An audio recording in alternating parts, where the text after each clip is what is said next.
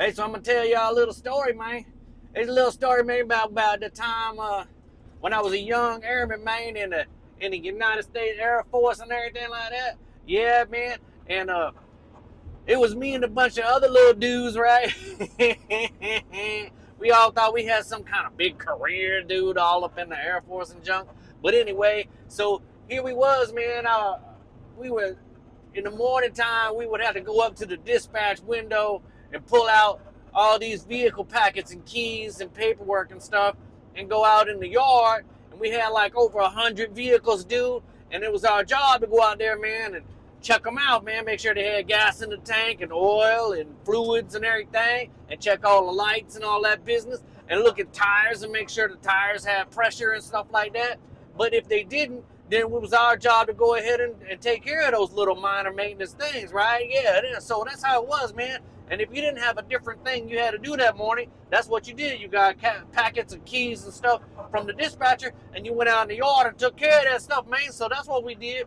Anyway, and so there was a couple of people, man, I noticed that over time that while I was working hard, man, fixing up them cars and making sure everything was right in there and everything, dude, that there were some people that would get their packets up there from the dispatch, and then they would go out in the yard and find a bus or a van or a truck or whatever they had keys for, and they would sit up in there, man.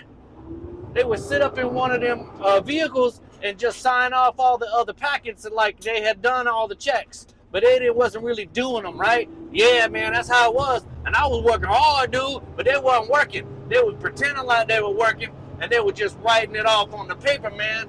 And that's how it was. Well, then I studied real hard, dude, and I got promoted. And all of a sudden, I found myself as a sergeant behind closed doors in places that I normally wouldn't have been as a young airman. So then, one day, people left the room, and I'm sitting in there, and I look over, and oh, what do I see? Oh, man, I see somebody's paperwork right there with one of those annual reports for one of those people that usually just sit on a bus or in a van and sign stuff off. Pencil whip, that's what they call it. It's called a pencil whip. So I look over there, man, and I find out, shoot, I look at that report and flip it over to the other side to see what the ratings are.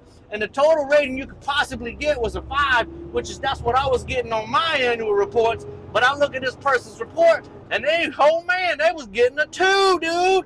I was like, wow, somebody around here, even though they don't act like they real leaders, they actually leading, man, holding people accountable for not doing their job.